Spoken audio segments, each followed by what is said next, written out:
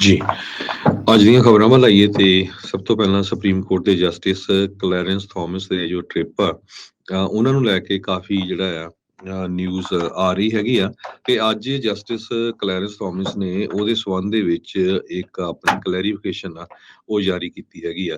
ਉਹਦੇ ਵਿੱਚ ਉਹਨਾਂ ਨੇ ਇਹ ਕਿਹਾ ਵੀ ਜਿਹੜੇ ਮੇਰੇ ਟ੍ਰਿਪ ਪੇ ਕੀਤੇ ਗਏ ਸੀ ਬਿਲੀਅਨੀਅਰ ਜੋ ਹਾਰਲਿਨ ਕਰੋ ਆ, ਉਹ ਇੱਕ ਪਰਸਨਲ ਜਿਹੜੇ ਆ ਹੌਸਪੀਟੈਲਿਟੀ ਸੀ, ਕੋਈ ਬਿਜ਼ਨਸ ਨਹੀਂ ਸੀ। ਕਹਿੰਦੇ ਵੀ ਅਸੀਂ ਕਾਫੀ ਲੰਮੇ ਸਮੇਂ ਤੋਂ, ਮੈਂ ਤਾਂ ਮੇਰੀ ਵਾਈਫ ਉਹਨਾਂ ਦੇ ਫਰੈਂਡ ਆ ਤੇ ਕਾਫੀ ਵਾਰੀ ਅਸੀਂ ਜਿਹੜੇ ਆ ਉਹਨਾਂ ਦੇ ਨਾਲ ਇਕੱਠੇ ਟ੍ਰਿਪ ਤੇ ਗਏ ਹੈਗੇ ਆ। ਤੇ ਉਹਨਾਂ ਨੇ ਇਸ ਲੈਟਰ ਦੇ ਵਿੱਚ ਇਹ ਵੀ ਇਹ ਕਿਹਾ ਆ ਵੀ ਜਦੋਂ ਮੈਂ ਸ਼ੁਰੂਆਤ ਕੀਤੀ ਸੀ ਕੋਰਟ ਦੇ ਵਿੱਚ, ਉਸ ਟਾਈਮ ਦੇ ਉੱਤੇ ਮੈਂ ਆਪਣੇ ਜਿਹੜੇ ਕਲੀਗ ਸੀਗੇ ਕੋਰਟ ਦੇ, ਸੁਪਰੀਮ ਕੋਰਟ ਦੇ, ਉਹਨਾਂ ਤੋਂ ਇਹ ਗਾਈਡੈਂਸ ਵੀ ਲਈ ਸੀ ਵੀ ਇਸ ਤਰ੍ਹਾਂ ਕਰ ਸਕਦਾ। ਤੇ ਕਹਿੰਦੇ ਸੀ ਵੀ ਜੇ ਪਰਸਨਲ ਹੌਸਪੀਟੈਲਿਟੀ ਆ, ਕਲੋਜ਼ ਪਰਸਨਲ ਫਰੈਂਡ ਹੈਗੇ ਆ, ਕੋਈ ਬਿਜ਼ਨਸ ਨਹੀਂ ਇਨਵੋਲਵ, ਤਾਂ ਇਹ ਹੋ ਸਕਦਾ ਹੈਗਾ ਆ।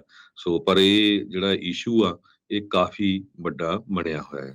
ਬਿਲਕੁਲ, ਸੁਪਰੀਮ ਕੋਰਟ ਦੇ ਜਸਟਿਸਿਸ ਤੱਕ ਇੰਨੇ ਅਮੀਰ ਬੰਦਿਆਂ ਦੀ, ਜਿਹੜੇ ਖਾਸ ਕਰਕੇ ਇੱਕ ਖਾਸ ਪਾਰਟੀ ਦੇ ਵੱਡੇ ਡੋਨਰ ਹੋਣ, ਡਜ਼ਨਟ ਮੈਟਰ ਵੀ ਉਹ ਕਿਹੜੇ ਤਰਫੋਂ ਆ। ਰਾਈਟ ਨਾਓ ਜਿਹੜਾ ਮੁੱਦਾ ਆ ਉਹ ਕਿਉਂਕਿ ਕੰਜ਼ਰਵੇਟਿਵ ਸੁਪਰੀਮ ਕੋਰਟ ਦੇ ਜਸਟਿਸ ਕਲੈਰੈਂਸ ਥੋਮਸ ਨਾਲ ਆ, ਸੋ ਓਬਵੀਅਸਲੀ ਉਹ GOP ਦੇ ਨਾਲ ਜੋੜ ਕੇ ਜਿਹੜੇ ਲੋਕ ਦੇਖਦੇ ਆ, ਤੇ ਉਹ ਮੁੱਦਾ ਜਿਹੜਾ ਆ ਉਹ ਗਰਮਾਇਆ ਪਿਆ ਆ ਵੀ ਉਹਨਾਂ ਦੇ private gents, privately owned resorts ਦੇ ਵਿੱਚ, ਫਿਰ ਉਹਨਾਂ ਦੀ ਜਿਹੜੀ ਵਾਈਫ ਦੇ ਜਿਹੜੇ ਲਿੰਕ, ਕਿਉਂਕਿ ਉਹਨਾਂ ਦੀ ਵਾਈਫ ਕਲੈਰੈਂਸ ਥੋਮਸ ਹੁਣਾਂ ਦੀ ਆ, ਉਹੀ ਆ ਜਿਨ੍ਹਾਂ ਨੇ 2020 ਇਲੈਕਸ਼ਨ ਹਾਰਨ ਤੋਂ ਬਾਅਦ ਦੇ ਵਿੱਚ ਉਸ ਨੂੰ ਝੁਠਲਾਉਣ ਦੇ ਵਿੱਚ ਕਾਫੀ ਗੱਲਬਾਤ ਕੀਤੀ ਆ। ਸੋ ਇਹਨਾਂ ਦੇ ਉੱਤੇ ਇਹ ਦਬਾਅ ਪੈਂਦਾ ਰਿਹਾ ਵੀ ਜੇ ਸੁਪਰੀਮ ਕੋਰਟ ਦੇ ਵਿੱਚ 2020 ਇਲੈਕਸ਼ਨ ਦੇ ਬਾਬਤ ਜੇ ਕੋਈ ਆਊਗਾ, ਕੇਸ ਆਉਂਦਾ ਵੀ ਆ, ਤਾਂ ਇਹ ਆਪਣੇ ਆਪ ਨੂੰ ਉਸ ਦੇ ਵਿੱਚੋਂ ਰਿਕਿਊਜ਼ ਜਿਹੜੇ ਉਹ ਕਰਨ। ਹੁਣ ਦੂਜੀ ਪਾਰਟੀ ਵਾਲੇ ਇਹਨਾਂ ਦੇ ਅਸਤੀਫੇ ਦੀ ਜਾਂ ਇਹਨਾਂ ਦੀ ਇੰਪੀਚਮੈਂਟ ਦੀ ਮੰਗ ਵੀ ਜਿਹੜੀ ਆ ਉਹਨਾਂ ਨੇ ਕਰਨੀ ਸ਼ੁਰੂ ਕੀਤੀ ਹੈਗੀ ਆ।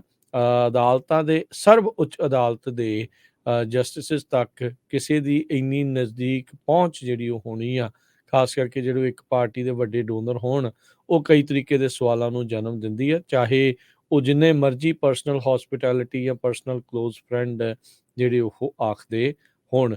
ਰੀਸੈਂਟਲੀ ਜਿਹੜੇ ਕੰਜ਼ਰਵੇਟਿਵ ਮੈਜੋਰਟੀ ਜਿਹੜੀ ਸੁਪਰੀਮ ਕੋਰਟ ਦੇ ਵਿੱਚ ਆ, ਉਹਨਾਂ ਨੇ ਜਿਹੜਾ ਅਬੋਰਸ਼ਨ ਵਾਲਾ ਮੁੱਦਾ ਸੀਗਾ, ਰੋ ਵਰਸਿਸ ਵੇਡ ਦਾ ਡਿਸੀਜਨ ਆ, ਉਸ ਨੂੰ ਓਵਰਟਰਨ ਜਿਹੜਾ ਉਹ ਕੀਤਾ ਸੀਗਾ। ਤੇ ਉਦੋਂ ਤੋਂ ਹੀ ਜਿਹੜੇ ਐਥਿਕਸ ਕੋਡ ਆਫ ਕੰਡਕਟ ਨੂੰ ਲੈ ਕੇ ਆ ਕਈ ਜਿਹੜੇ ਉਹ ਰੌਲੇ ਚੱਲ ਰਹੇ ਹੈਗੇ ਆ। ਸੋ ਮੈਂਬਰਸ ਆਫ ਕਾਂਗਰਸ ਨੇ ਇੱਕ ਲੈਜਿਸਲੇਸ਼ਨ ਇੰਟਰੋਡਿਊਸ ਕੀਤਾ ਆ, ਜਿਸ ਦੇ ਨਾਲ ਜਸਟਿਸਿਸ ਨੂੰ ਇਸ ਕੋਡ ਨੂੰ ਅਡਾਪਟ ਕਰਨ ਦੀ ਰਿਕੁਆਇਰਮੈਂਟ ਰੱਖੀ ਗਈ ਹੈਗੀ ਆ।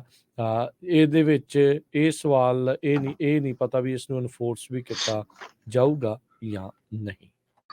ਜੀ ਬਿਲਕੁਲ। ਇਹਦੇ ਸੰਬੰਧ ਦੇ ਵਿੱਚ ਜੋ ਜਸਟਿਸਿਸ ਆ ਉਹ ਕਹਿੰਦੇ ਆ ਵੀ ਅਸੀਂ ਸਪਿਰਿਟ ਆਫ ਦਾ ਕੋਡ ਨੂੰ ਫੋਲੋ ਕਰਦੇ ਹਾਂ, ਜੋ ਕਿ 1973 ਦੇ ਵਿੱਚ ਇੰਟਰੋਡਿਊਸ ਕੀਤਾ ਗਿਆ ਸੀ।